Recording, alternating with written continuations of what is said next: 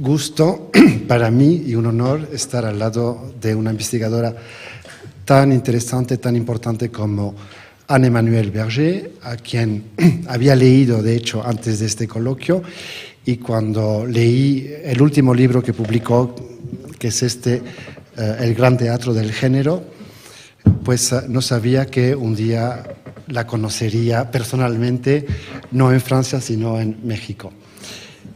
Una breve presentación de la doctora Emmanuelle Berger.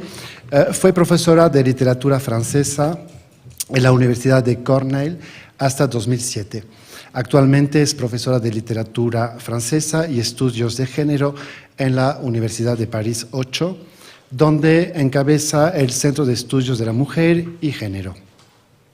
También ha dirigido el recientemente fundado Instituto de Género, que es un instituto de investigación de ámbito nacional creada bajo los auspicios del Centro Nacional de Investigación CNRS. Sus líneas de investigación incluyen teoría feminista, la teoría de género americano y teoría queer, la política del lenguaje en el Magreb, poesía francesa del siglo XIX, literatura y filosofía durante la Ilustración y filosofía continental.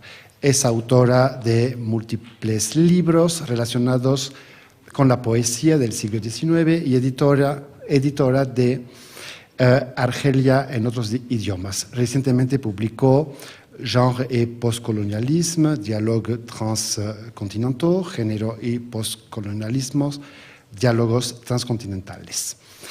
Entre los libros pues está este último libro muy interesante sobre los vaivenes de la teoría feminista, teoría de género entre Estados Unidos y Francia, Le Grand Théâtre du Genre, Identité, Sexualité et Féminisme en Amérique, El Gran Teatro del Género, Identidades, Sexualidades y Feminismo en América, cuya versión en inglés saldrá pronto bajo el sello de la Universidad de Fordham y se titulará, mi inglés no es muy bueno, The Queer Turn in Feminism, Identities, Sexualities and the Theatre of Gender.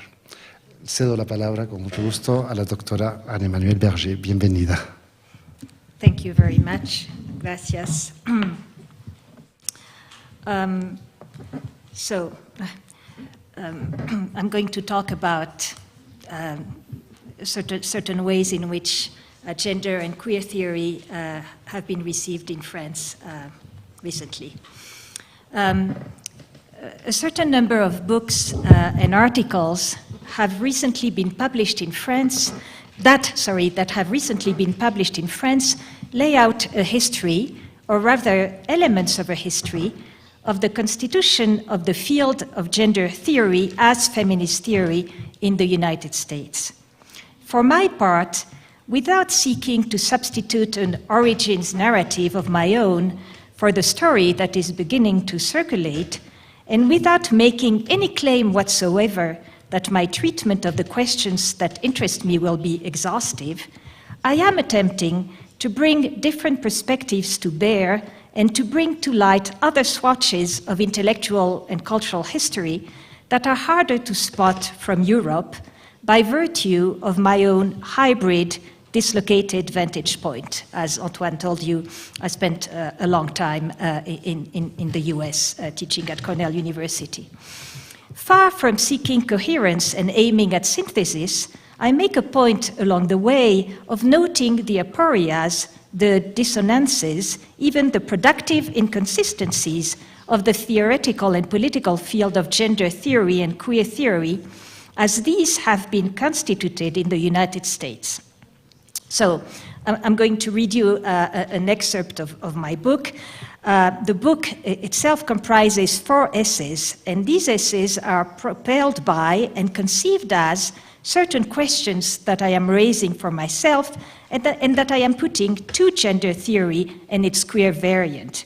In particular, I observe the theoretical and political behavior of 2 odd couples following the emergence of feminist gender theory in the 1980s.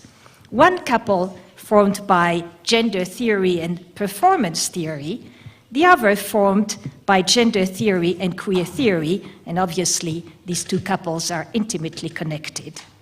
Now, in Queens and Queer, the theater of gender in America, I ask myself how and why gender theory in the United States has developed as a theory of performance, contributing to the queering of feminist thought and practices on the one hand, and the creative and mutually beneficial alliance of contemporary performance art with feminist and post-feminist and queer thought on the other hand. By defining gender as an act, a word that signifies both action and acting in the theatrical sense, and by characterizing heterosexuality, understood as a cultural practice, as an intrinsic comedy, Judith Butler conceptualizes gender as performance. Now, this conception does not stem solely, perhaps not even principally, as is too often suggested today, from a neo-Foucauldian analytics of power relations. It seems to me to have, in addition, at least two other identifiable, though perhaps hard to reconcile, sources.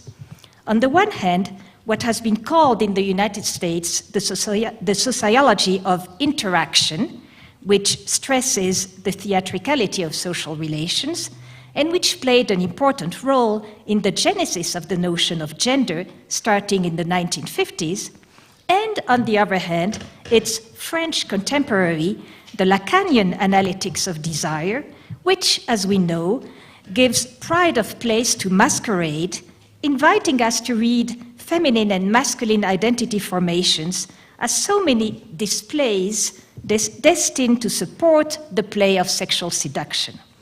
We understand then why cross-dressing or drag has been a major object of interest and an anchor point for American gender theory, and why the figure of the drag queen has imposed itself as the icon of a gender theory constituted from the outset as queer, even before being recognized as such. Now comes the excerpt of my book on this question of the relation between gender theory and performance theory. And I start with a prologue. Here's the prologue. A character has recently appeared on the French media scene. She calls herself Wendy Delorme. Wendy Delorme is a woman of the stage, as we would once have spoken of a man of letters, of a new type, at least in France. She describes herself as a performeuse, performer. In her one-woman shows, produced in geographical proximity to the steamy peep shows of Pigalle, she performs the spectacle of femininity with exaggerated mimicry. Femininity as pantomime, following the example of the drag queens, flamboyant women of the male sex, who played such an important role during the 20th century in the formation of gay culture in America, North America. A particular art of the spectacle is, in fact, the principal source and form of homosexual gayness in the modern Western history of sexuality. Wendy Delorme accompanies her performances with a discourse that in itself reproduces the axiomatics of the gender theory developed in the United States between the 1950s and the end of the 20th century. Femininity is not biological. It is a construction, Delorme repeats in the fall of 2007. Femininity is an ideal, and ideal femininity is never achieved. To be sure, such statements, endlessly reiterated in most of the courses and discourses on gender that are offered these days, both in France and in the United States, are not exactly made in America. The claim that femininity is a construction has been repeated endlessly since the differences between the sexes began to attract interest as a social phenomenon. From Freud through Joan Rivière, Simone de Beauvoir, and many others up to and including Judith Butler, who has not given his or her version of femininity as masquerade, pantomime, myth, travesty, comedy, performance, Who has not understood, given the advent of the so-called human sciences, that every social organization is a construction, and that the relations between the sexes, being rule-governed, do not escape that rule? Who does not know, finally, in the wake of the convergent efforts of linguistics, psychoanalysis, and anthropology, that the universe of every speaking being is a fiction? Construction is the destiny of the social animal. As for gender in general, and the feminine gender in particular as ideality, if Delorme borrows this concept from Butler, the latter presumably borrows it from Lacan, who defined the formation of sexual identity in 1958 as a process of identification with, I quote, the ideal type of one's sex, end quote. One can always tend toward an ideal type by imitating it, but one can never embody it perfectly. It is on this condition that the ideal remains ideal and gender a lure. It is easy to see what the Lacanian formulation adopted by Butler owes to Plato. The ideal of gender, or more precisely gender as ideal, is a quasi-Platonic idea. At once image and model, it produces copies and only copies. So, to what extent does the scene replayed by Wendy Delorme come from America? I put America between quotes. As we have seen, Delorme does not settle for acting, she performs. She puts English on display, or more precisely, a certain Anglo-American jargon, as the principal accessory of the character she portrays. Wendy is the given name of Peter Pan's playmate. To that eternal child, Marjorie Garber, a prominent figure in the queer version of American cultural studies, titled a chapter of her book on transvestitism, Fear of Flying, or Why is Peter Pan a Woman? As our performer surely knows, Wendy is also the name of Judith Butler's life partner. One French journalist reported that Delorme presents herself on her business card not only as a performer, but also as a writer in English in the original, for she writes as well. Her performing language is American English. On stage, Delorme becomes Wendy Baby Bitch. On her MySpace website, the list of her interests appears in English: girls that rock, queer art and literature, feminist butches. For Wendy is a femme. In the Anglo-lesbian sociolect that grew up in the second half of the 20th century in the United States, thanks to the development of homosexual communities in urban centers, a femme, pronounced and sometimes spelled femme, F-E-M, rhyming with gem, is a female homosexual who is trying to embody the ideal feminine type. A femme thus imitates not real women, but dreamt-up women, above all, the ones dreamt of by drag queens, men who reinvent themselves as women according to their fantasies and their desire for femininity. In other terms, a femme is a travesty of a transvestite. Playing on the distance between the imaginary gender and the real sex, a femme brings out the fabricated character of femininity in its relation to masculinity, equally fabricated, of her butch partner in the role-playing game, the latter representing the ideal masculine type.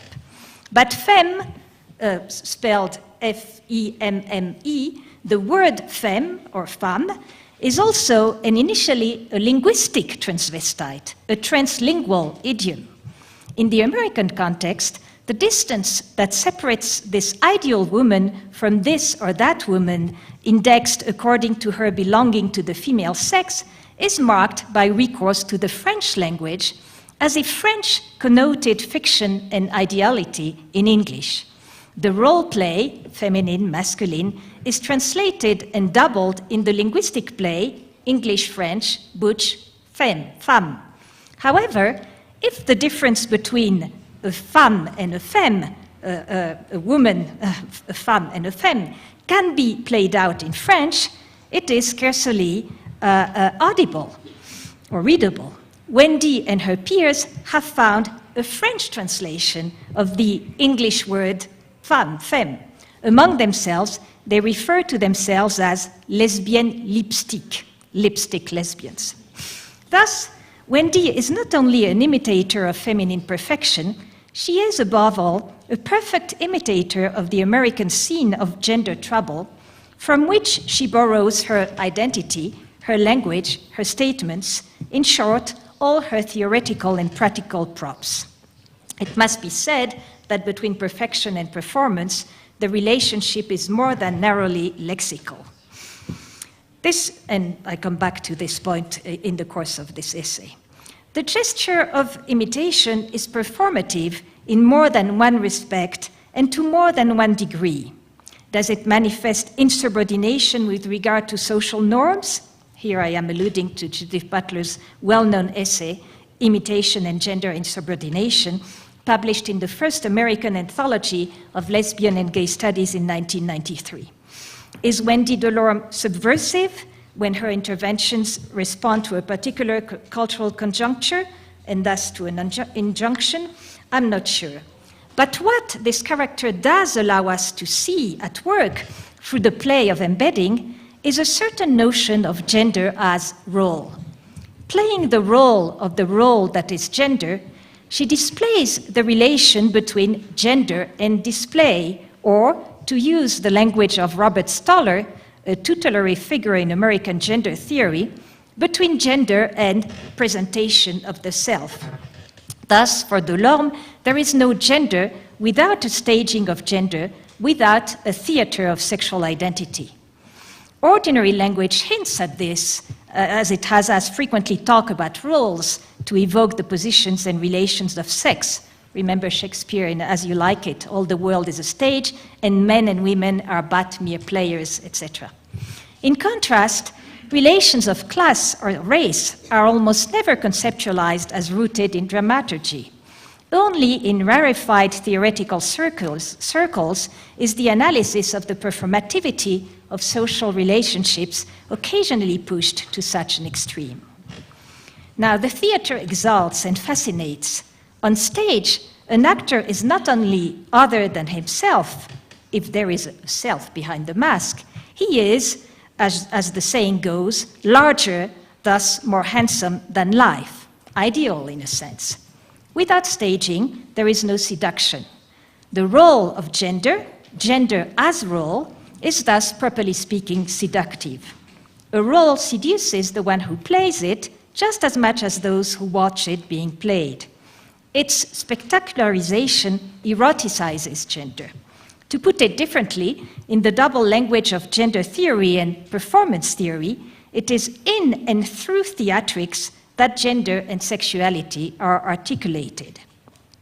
Is it because Wendy Delorme is gay or declares herself a lesbian that she has the ability and the desire to act out seduction scenes based on gender?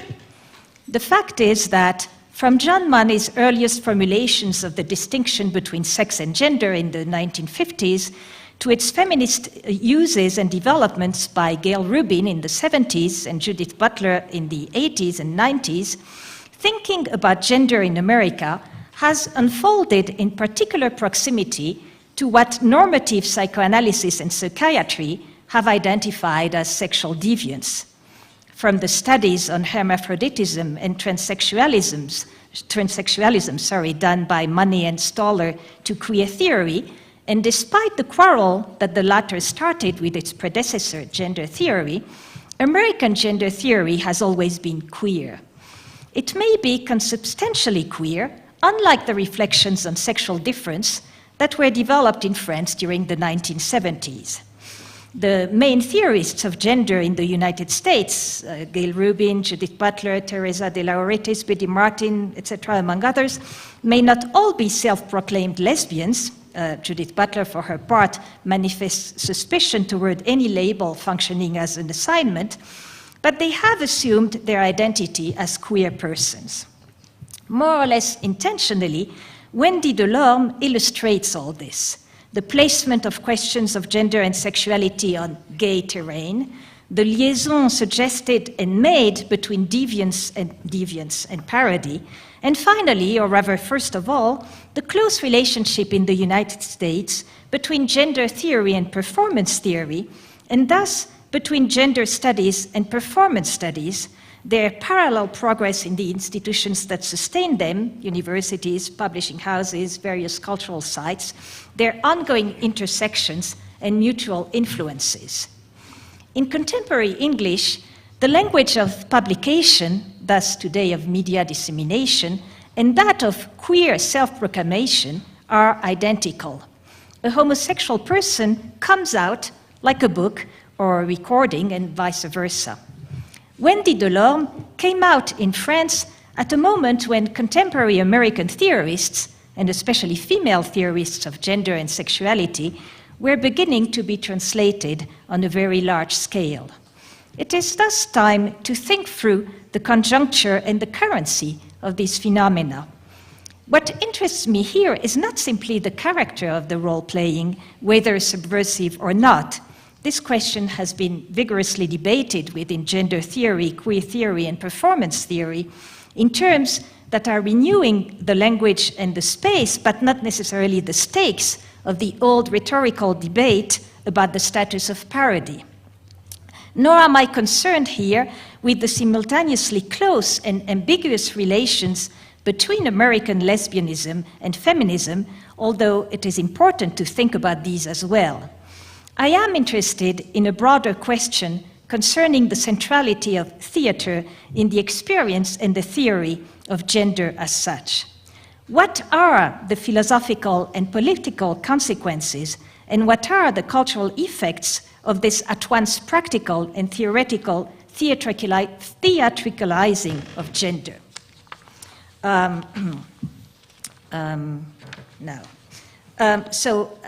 Shall I continue? Okay. So in the main part, what I'm going to do is that I'm going to sum up, which of course is something one should never do, what comes in the core of this chapter, and then I'll read you the conclusion, which doesn't conclude.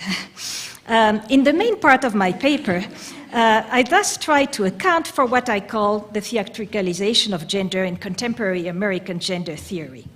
For that purpose, I examine the first formulations of gender theory, and in particular the initial understanding of gender as role-playing by John Money in the 50s. I show the connection between his description and understanding of gender on the one hand, and the most prominent, as well as most distinctively American conceptual framework for social analysis since the early 20s on the other, namely what has been called the sociology of social interaction. Such a sociology, which has also influenced Judith Butler's understanding of gender way beyond, in my opinion, what she is willing or able to acknowledge, focuses on modes of presentation of the self, to borrow both from Stoller's, both Stoller's The Presentation of Gender, it's the title of his book, and Irving Goffman's The Presentation of the Self in Everyday Life, both their famous formulations then, through the study of behavioral patterns. More generally, the sociology of interaction is interested in the regulation and engineering of daily interactions. In contemporary parlance, one would describe it as an attempt to understand the production of norms, and production in idiomatic English also means staging, as you know, and their embodiment by individuals in social contexts. I also try, in the course of this essay, and reflect on the centrality of the figure or character of the drag queen in a number of American discourses revolving around gender. This figure pops up everywhere, in the writings of clinicians and sexologists who continued the work on gender dysphoria started by the first promoters of gender theory, that is the theory of the disjunction between sex and gender in the 50s, again, John Money and Robert Stoller, in the work of Esther Newton, a lesbian and feminist anthropologist who has produced groundbreaking work in the United States on gay and lesbian subcultures, starting with her famous book of 1972, Mother Camp, Female Impersonators in America. This is a book about drag queens in America. And up to Judith Butler, whose essays on drag explicitly draw on the latter's work. I'm thinking in particular of Gender is Burning and Critically Queer, both published in Bodies That Matter, as well as of Imitation and Gender Insubordination, which appeared at roughly the same date in the first Lesbian and Gay Studies Reader, published by Routledge in 1993.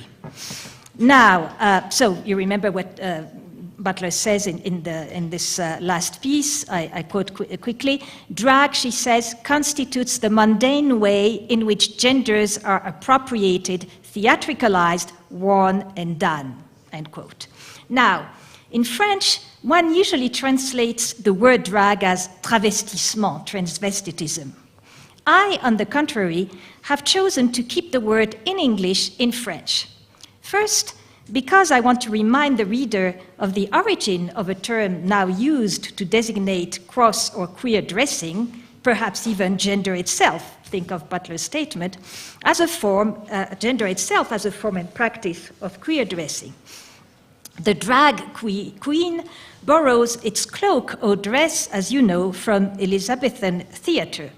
If he, she appeared in England as a queer figure, that is, an impersonator of male homosexual effeminacy, originally, in the middle of the 19th century, the word drag originally designated the long feminine attire that the boys, as they were called, that is, the male actors who played female roles, the boys then who played female roles, traditionally wore on stage, a practice condemned by the Puritans under Cromwell and finally abandoned at the end of the 17th century when women were allowed to step on stage.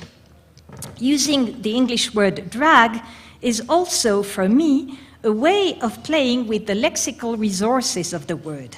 To drag in English also means to draw something heavy. The boys were indeed dragging their long dress or dragging along in their dress, or rather pulling something that resists one pull, that hinders one's progress toward oneself, as when a boat drags another boat, or a fisherman pulls the fish he has caught within his nets toward himself. This meaning is indeed present in its French cognate, the modern and familiar French verb draguer, which means to try and pick up somebody, as if to do that one had to pull or draw that person towards oneself. So I keep the verb drag in order to signal the intrinsic connection between draguer and drag, that is, between sexual seduction, or at least the attempt to attract one's object of desire, and drag. There is no drag without drag, which means that the theory of cross-dressing and of gender as cross-dressing or masquerade is intimately linked to an analytics of desire. I couple these two words, drag and drag, and trespass linguistic borders much in the same way as the American lesbian sociolect coupled French and English by matching butch with femme. Now, in order to assess the stakes and scope of Judith Butler's theory of masquerade or drag, a theory she explicitly draws from Joan Rivière and from the latter's rereading and re-inflecting by Jacques Lacan, although, as I said earlier, Butler also relies, consciously or not, on various forms of American behaviorist, sociological, and psychological theories, I go back to the numerous writings and seminars Lacan has devoted to the issue of masquerade with regard to the formation of sexual identity and the workings of desire. Lacan has indeed been the main vector in the United States of the rediscovery of Rivière's essay, Womanliness as Masquerade, and the queer reading of Masquerade. In the end of this essay, I'm still summing it up, I reflect on the many uses of the word power in gender theory once it has taken a double turn at the beginning of the 90s, namely both a queer turn and a Foucauldian turn. In that theoretical space, the word power and its derivatives, for instance, empowerment, functions as a key notion that is used to sum up the setting up of gender, the working of gender relations, or both. The problem is that, according to me at least, is that under the apparent unity of the word power, many different, if not divergent, conceptions of power are being mobilized. These different conceptual logics correspond to different historical configurations and different interpretive frameworks. When Foucault tries and devises a new understanding of power and his history of sexuality, that is, one that is not predicated on the old conceptual and political notion of sovereignty, that is because he wants to provide an accurate description of the new workings of power in bourgeois capitalist societies. At the same time, as he himself notes, one notion and working of power doesn't entirely cancel another or previous one. What you end up with, or so it seems, is a rather uneasy superimposition of power logics. I am interested in the conceptual instability of power in feminist and post-feminist theory. More precisely, in this part of my essay, I ask myself what the connection is between the power of the mask, that is, power as seduction, sexual power, or seduction as a power effect and operation, which is what the psychoanalytic notion of phallocentrism tried to pinpoint and account for, and power as domination, a notion of power that was first articulated as such and applied to gender relations by Aristotle in his Politics. In other words, gender theory seems to me to be, if not divided, at least stretched between an analytics of desire, as I said before, and of gender theatrics as a kind of erotic machinery, and an analytics of domination.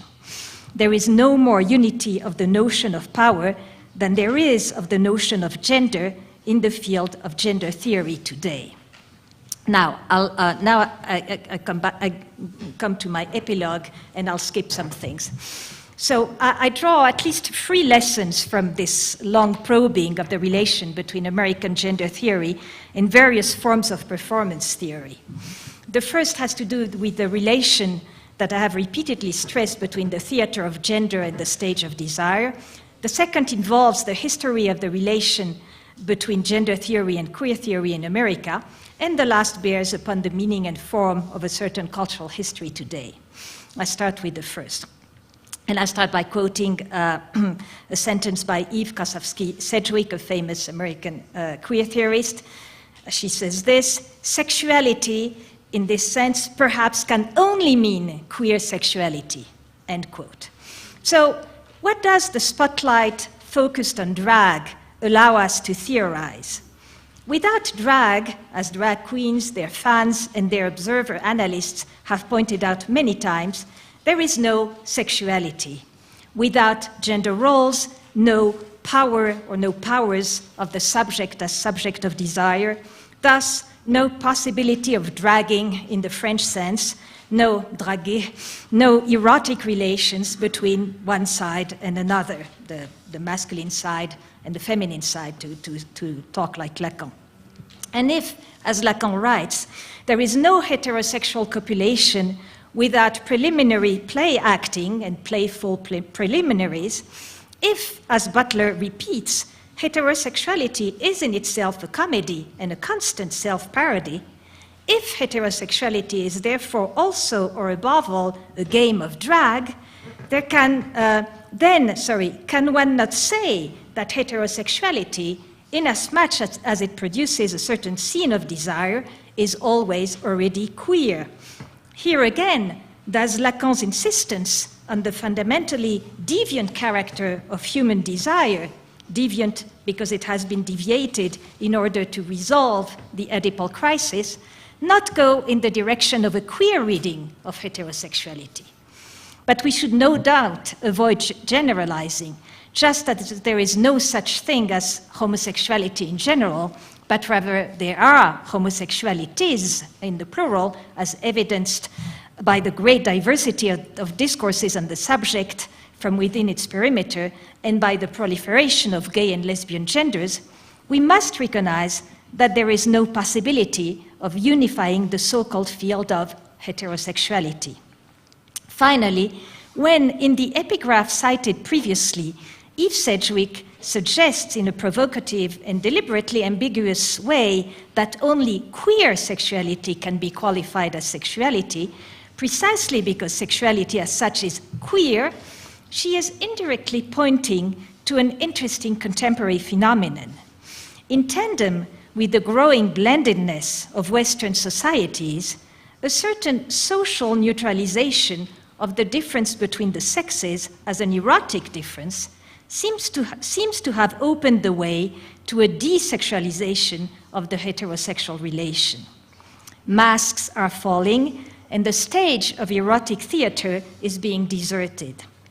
It is as if, at the moment when, in the West, the relations between the sexes in their so-called heterosexual modality no longer seem to rely on that comedy of appearances, thus on the distribution between masculine as appearing to have the phallus and feminine as appearing to be the phallus with which Lacan enjoyed playing. Comedy, and thus in a sense sexuality, is taking refuge elsewhere, is being restaged in the theater of so-called queer or transgender relations. A parodic repetition of the masculine and the feminine, masquerade, seductions, transgressions, and inversions, all these mobilize the binary panoply of the genders, the better to play with them, and thus to derive ultimate pleasure from them. This is proof that desire is nourished by fictions of gender rather than by realities of sex. Thus, queer sexuality, because it recuperates the erotico-phantasmatic charge abandoned by a heterosexuality that has, in part, stopped playing the game, now exercises a much higher power of attraction than so-called normal sexuality. This is why the rumor is flourishing in queer circles, especially of the cuir, leather variety, that heterosexuality, which is no longer in play or playful, is not or is no longer a sexuality. Now I skip my number 2 and I go to my last point.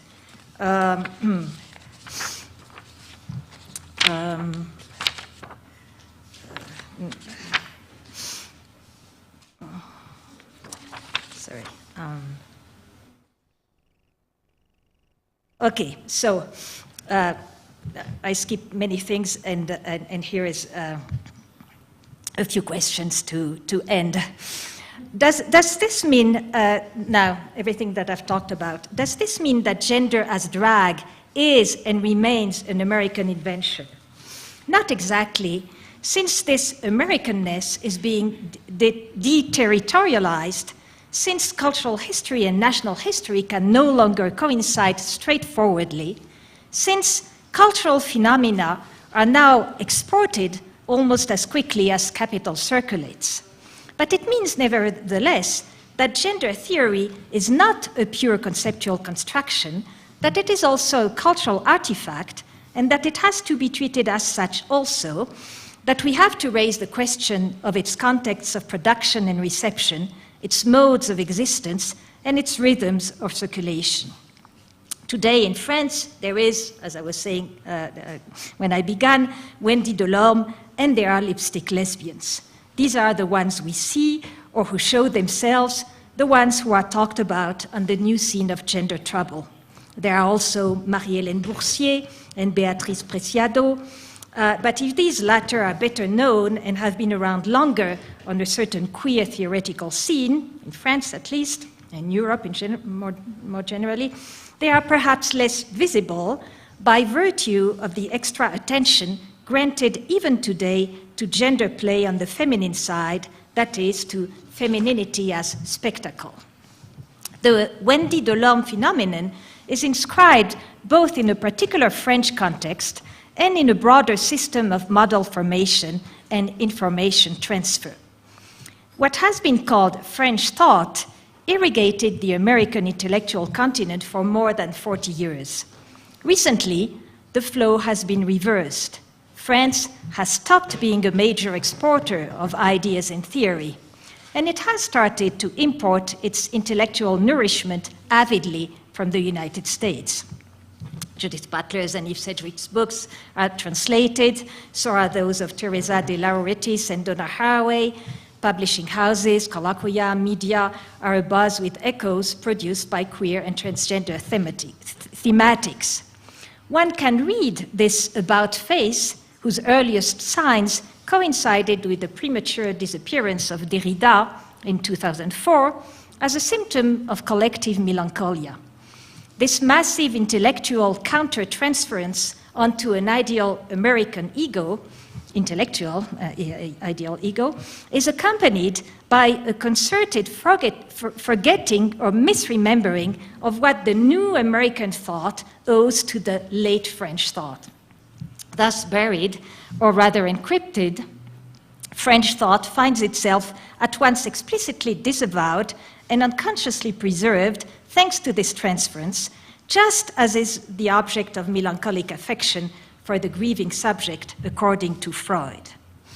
So, by overplaying the American provenance of her discourse and her performances, Wendy Delorme places herself squarely in that context. But her way of transcribing an axiomatics to which Butler gave the most complete form in tableaux that could be converted in turn into video clips or magazine photos, and similarly, her fetishistic, I should have brought a picture of Wendy Delorme, her fetishist indexation of femininity, with the panoply of fishnet stockings, a corset, and a bracelet made of nails, call for additional remarks. And these will be my last remarks. According to Freud, fetishists, male and female alike, put to work, or at least put on stage, a denial of sexual difference. Similarly, a certain queer stance is rooted in a challenge to the meaning and presumed effects of that difference. Isn't it paradoxical, then, to emphasize gender difference, as some queer activists and thinkers tend to do? Isn't overdoing the femme or femme gender still a way of nodding towards sexual duality by stressing the feminine-masculine opposition, femme being contrasted both with butch and with male? Jean Baudrillard's analysis of the contemporary forms of sexuality aimed precisely to decode this paradoxical phenomenon, which the sociosemiologist spotted as a cultural trend as early as 1987. To this exaltation of the signs of sex in the fetishist display against a background of indifference to sex or the sexes and even to sexual pleasure, Baudrillard gives the name transsexuality. In We Are All Transsexuals Now, he writes, I quote, "The transsexual is both a play on non-differentiation of the two poles of sexuality and a form of indifference to jouissance, to sex as jouissance. The sexual has jouissance as its focus. Jouissance, sexual pleasure, if you want, is the leitmotif of sexual liberation, whereas the transsexual tends toward artifice, both the anatomical artifice of changing sex and the play on vestimentary, morphological, and gestural signs characteristic of cross-dressers." And a little further on, he adds, "After the orgy, desire, and sexual difference, we have here the flourishing of erotic simulacra of all kinds and transsexual kitsch in all its glory." End quote. A certain kitsch or taste for kitsch indeed characterizes contemporary Western queer culture. Just think of the kitsch shops of the gay neighborhoods in Chicago or San Francisco. Kitsch is at once a mixing and troubling of styles, mirroring gender trouble, and a proliferation of non-utilitarian objects. In other terms, it is the fetishism of merchandise insofar as the desire aroused by merchandise no longer has any connection with its use value, but is linked, quite to the contrary, with the suspension or annulment of use value. In Sexual Traffic, Gail Rubin, who seeks to offer a non-Freudian reading and defense of fetishist eroticism, thus stresses its objective complicity with industrial capitalism. I quote her quickly, "I do not see how one can talk about fetishism or sadomasochism without thinking about the production of rubber, the techniques and gear used for controlling and riding horses, the high polished gleam of military footwear, the history of silk stocking, etc." So fetishist and sadomasochistic perversions are nourished by the production of manufactured objects. By gesturing playfully toward them, by manipulating the accessories of a certain pornographic imaginary, the character Delorme creates reminds us in turn that a certain sexual display indeed has something to do with the eroticism of merchandise. After all, the word porné, source of the modern word pornography, comes from the Greek pernenai, which means to sell. Pornography thus designates the inscription of sexuality in the market register.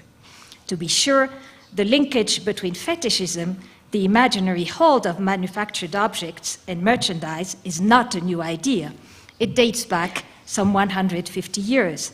But this idea is undergoing a particular revitalization among queer thinkers, male and female, of the queer persuasion, of course. I think I'm going to stop here, because otherwise it will be too long.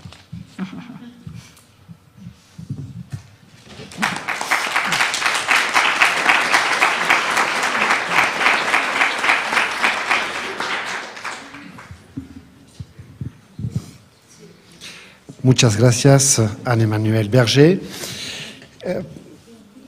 De hecho, podríamos dirigirnos, o me podría dirigir a usted en francés, pero porque somos los dos francófonos, pero por cuestiones técnicas de traducción no va a ser posible. Así que me voy a dirigir a usted en la lengua de Sor Juana. Muchas gracias por esta conferencia. Es una conferencia densa que hace una especie de síntesis de más de 50 años de reflexión sobre género, con muchas referencias. Entonces es un poco difícil reaccionar de manera coherente y construida después de esta conferencia. Hay muchos aspectos que van a lanzar seguramente debates y que permiten también alimentar la reflexión que se va a llevar a cabo estos días. Me gustaría retomar algunos puntos de su conferencia. Se me hace muy interesante cómo demuestra cómo se va construyendo una teoría del género en Estados Unidos, y una teoría de género que desemboca en la teoría de la performance en Estados Unidos, y cómo esa teoría de la performance que se forja, digamos, en Estados Unidos, vuelve o se difunde, se adopta, se difunde en Francia. De hecho, si consideramos que esta teoría del género, una de las metas es, evidentemente, desnaturalizar, ¿no? Los sexos, este trabajo de desconstrucción y de naturalización de los roles de género ya se estaba también haciendo en Francia en los años 70, digamos que entre otros en los grupos de lo que se llamó el feminismo materialista, con figuras teóricas como Nicole Claude Mathieu, Christine Delphi, Colette Guillaumin, donde antes de ese concepto de género se hablaba de algo que es muy difícil de traducir al inglés o al español, que son les rapports sociaux de sexe, relaciones sociales estructurales de sexo, que era ya una manera de mostrar que tanto el sexo anatómico como lo que ahora se llama los roles de género son, pues, construcciones sociales, ¿no? Entonces, todo ese trabajo que ya empezó en Francia,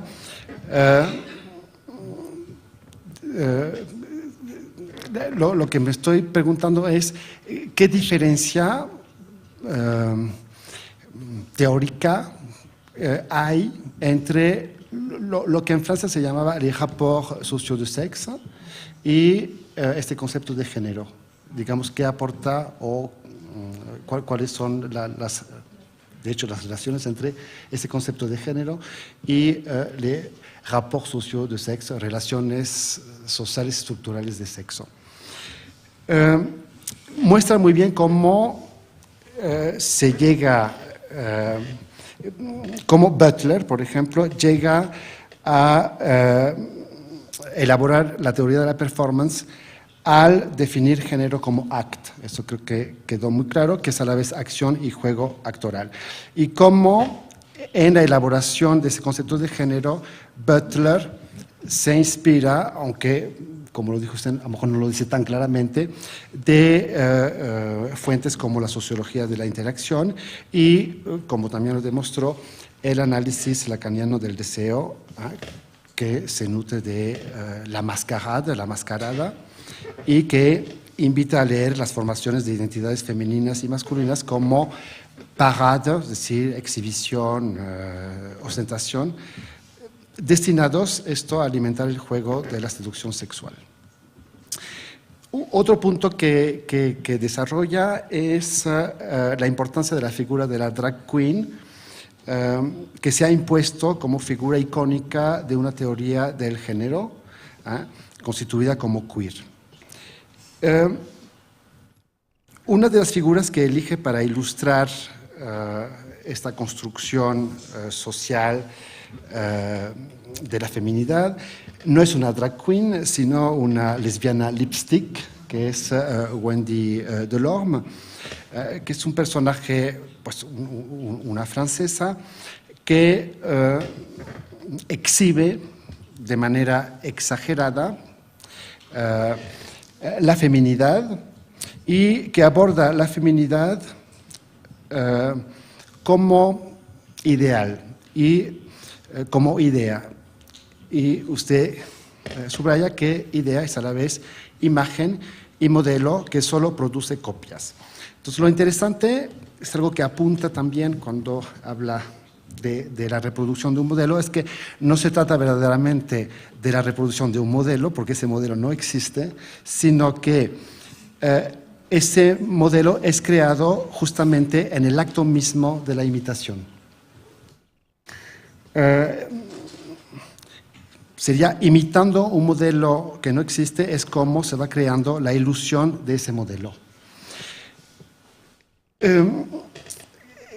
La feminidad que imita o que pone en escena, que espectaculariza Wendy Delorme, es una feminidad, claro, que no existe, que digamos que es una especie de ideal inalcanzable. Y mientras estaba hablando de esa puesta en escena de esa feminidad, me estaba preguntando ¿por qué la feminidad o la parodia de la feminidad, de ese ideal casi inalcanzable, da más juego, o parece dar más juego, permitir más juego, que la parodia de una especie de masculinidad ideal? Una de las preguntas sería, ¿existe en esta teatralización, esta puesta en escena de lo que sería los géneros, el equivalente del drag king con la importancia que tiene la drag queen? Otra pregunta, cuando hablaba de Wendy Delorme, me estaba preguntando si en Estados Unidos existe esta figura de lesbiana lipstick en espectáculos o en puesta en espectáculos con la intención de Wendy Delorme. Es decir, Wendy Delorme es una persona que de hecho se define como intelectual, tiene todo, es decir, que su trabajo no es meramente un trabajo de lesbiana lipstick o de drag queen, sino que hay una intención intelectual detrás. Es decir, que antes de llegar al escenario hay todo un travail de table, un trabajo de ensayos previo que se nutre, y creo que usted lo dijo muy bien, se nutre de esa teoría de la performance que llega de Estados Unidos. ¿Cuál es el público de Wendy Delorme? Es decir, hablaba usted de los efectos culturales. A mí hay una pregunta, así que a raíz de su conferencia surge, es ¿cómo? Entonces, la teoría del género, las herramientas críticas de la teoría del género, las herramientas críticas de la teoría de la performance, hablan o inciden en la opinión pública. Y cuando digo inciden en la opinión pública es cómo hablan a la sociedad. Eso es algo que me interesaría. Entonces, ¿existe en Estados Unidos una figura que sea equivalente en el proyecto artístico de Wendy Delorme? ¿Cuál sería el papel del drag king? Es decir, el otro polo de parodia de una masculinidad.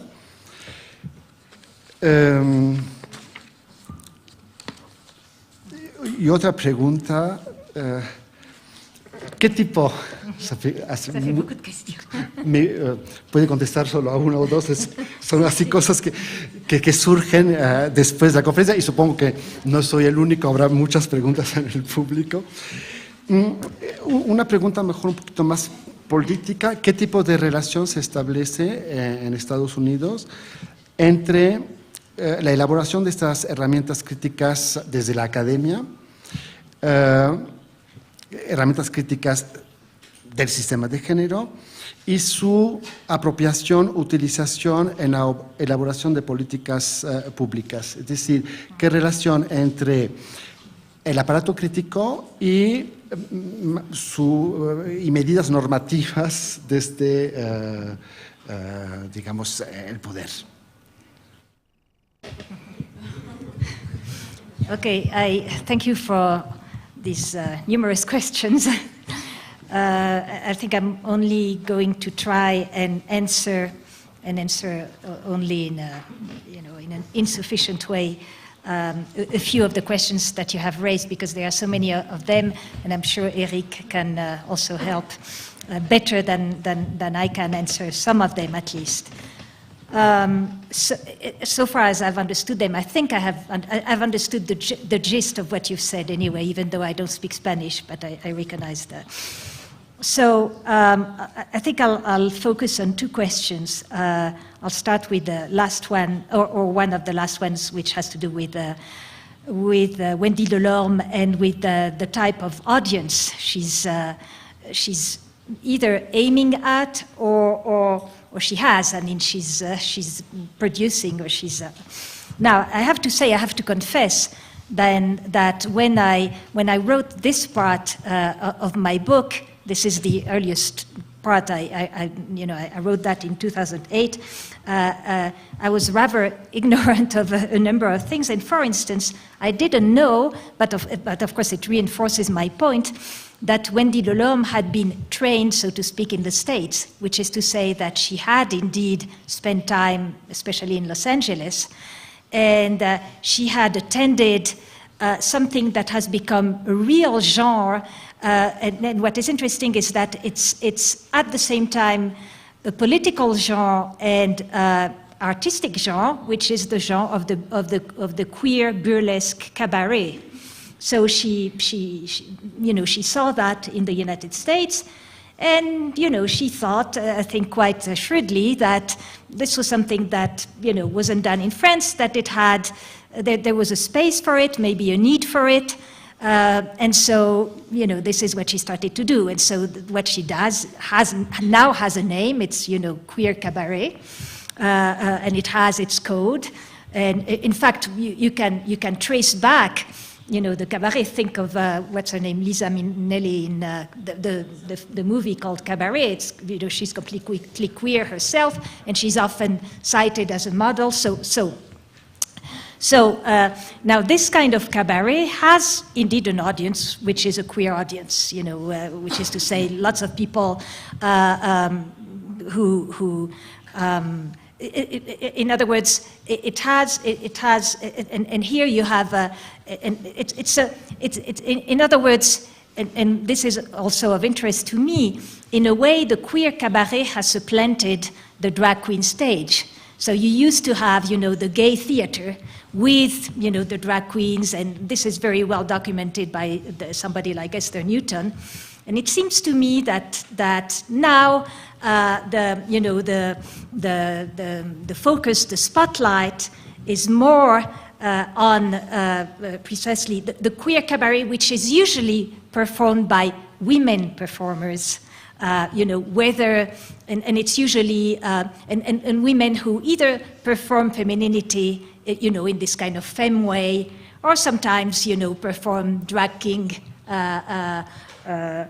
pieces. But so you have an interesting genealogy, between the old, entre guillemets, between quotes, the old tradition of the drag queen scene and the contemporary new tradition, so to speak, of the queer cabaret. And again, usually as I said, the audience, it's not usually, it's in fact almost exclusively a queer audience and therefore, you have a kind of complicity, of course, between the stage and the audience in this case. But at the same time, what was of interest to me is the fact that Wendy Delorme attracted, the interest of the media. And that therefore, she spoke to something that, in my opinion, went way beyond the small, queer, political, artistic, sexual scene. So that's, an element of answer to your question. And also, I would say, this is also because indeed she plays, what she performs, what she plays out is femininity as theater. And there, of course, she falls right back into, the commercial theater of femininity, or the commerce, of femininity that's typical of a certain, contemporary Western scene. So there is this kind of uneasy, connection between these two levels, which I'm trying to talk about and to deal with. So that's one element of answer. Now, the other question that you raised, which I think is an important one, and to which I feel only, partially entitled and able also to answer, is the question of the uneasy relation in France between materialist feminism that has a thought of gender before the precisely before the importation in France of gender theory and queer theory.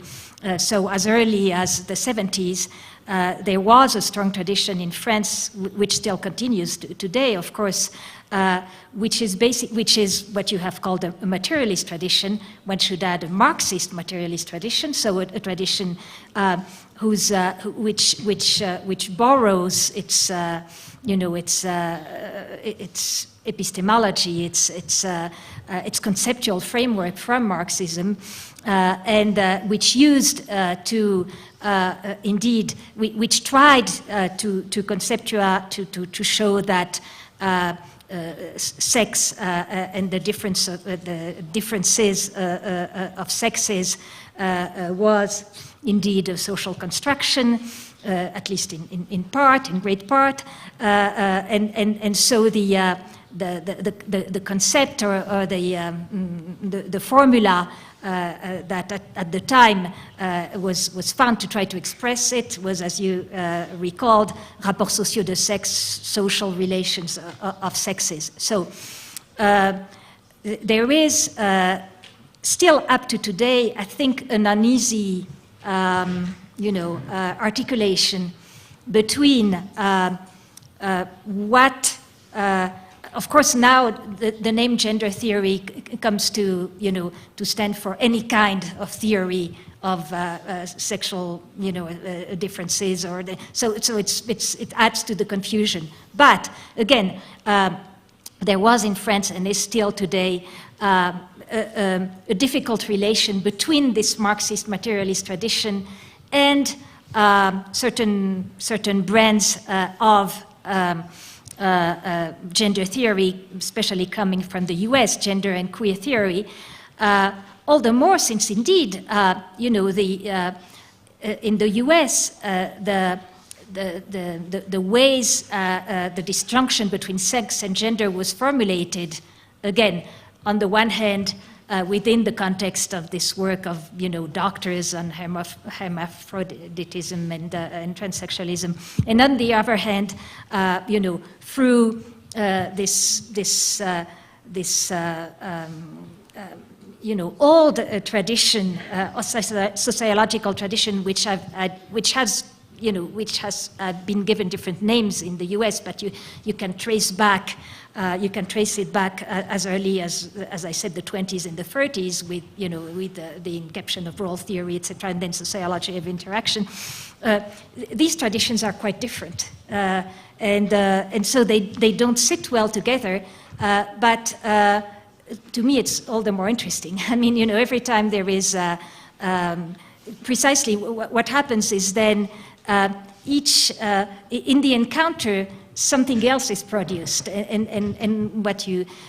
then I would say that each time there is an encounter, which can be also a clash, what it sheds light on both the specificity and the limitations of each of these formulations, their shortcomings, their blind spots. And so in this sense, it's quite interesting. But you are right to recall, and I think there are echoes of that here in Mexico, in the field of women's studies, that there is an uneasy sitting between a certain type of again, gender and queer theory and the materialist, what was identified in France as the materialist tradition, even though somebody like Butler invokes a certain type of materialism, but which is itself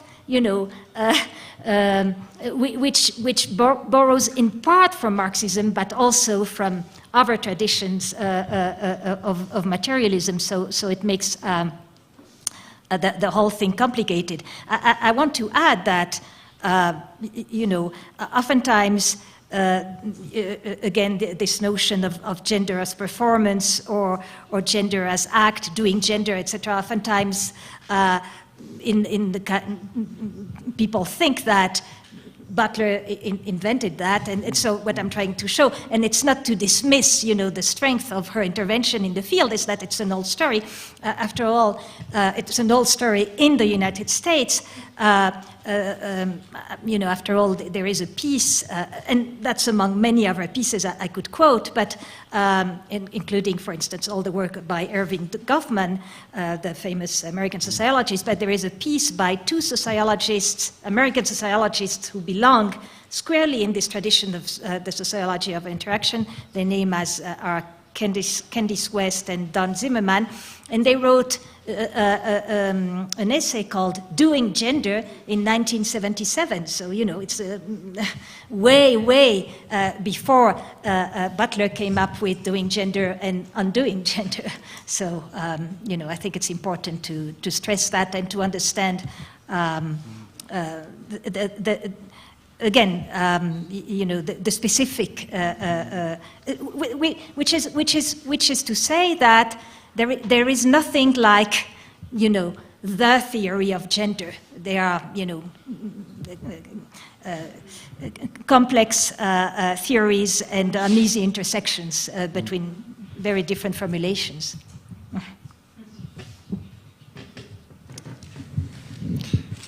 Muchas gracias por la respuesta. Abrimos el espacio a preguntas del público. Me pregunto cuál es la dinámica. ¿Es preguntan, contesta?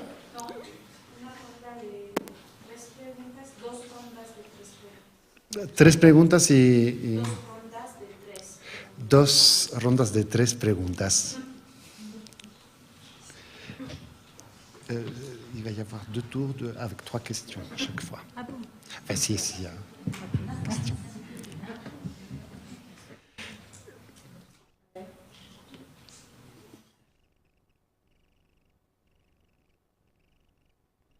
Alors, las preguntas tienen que ser con micrófono. Sí, para poder traducir, ¿no?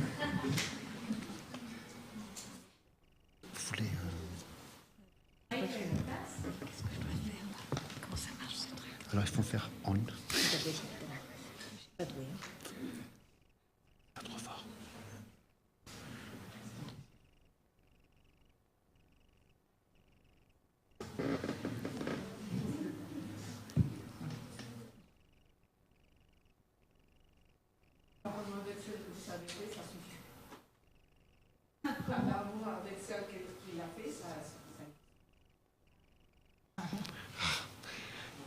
Je poserai.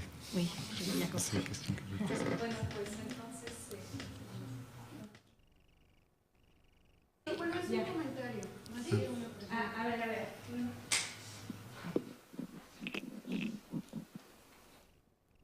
Sí, es un comentario muy breve, pero me parece que muy importante. O sea, algunas personas que nos iniciamos en esto, vemos estos trabajos tan interesantes y tan importantes, pero al final nos quedamos en, está bien, ¿no? Entonces, el que precisamente nos den la oportunidad de poder hacer un análisis como muchísimo más amplio, ¿no? Me parece muy bueno para empezar también a hacer como cosas propias del país, ¿no? No nada más como quedarnos en este aspecto como internacional, ¿no? Pero son como puntos de partida precisamente para empezar a hacer el trabajo propio, ¿no? Entonces, muchísimas gracias por tu trabajo. Thank you.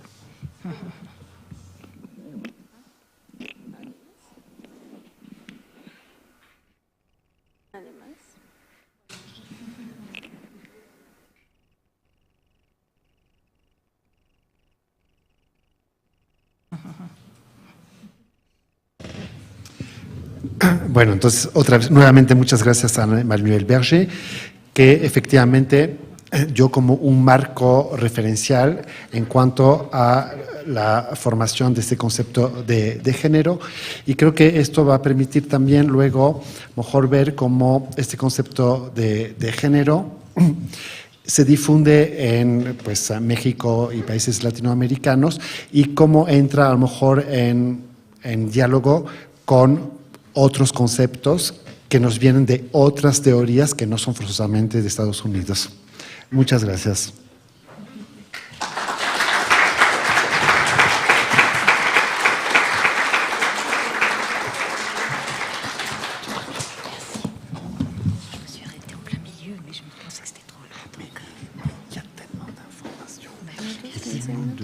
Bueno, tenemos un receso de 15 minutos y regresamos para la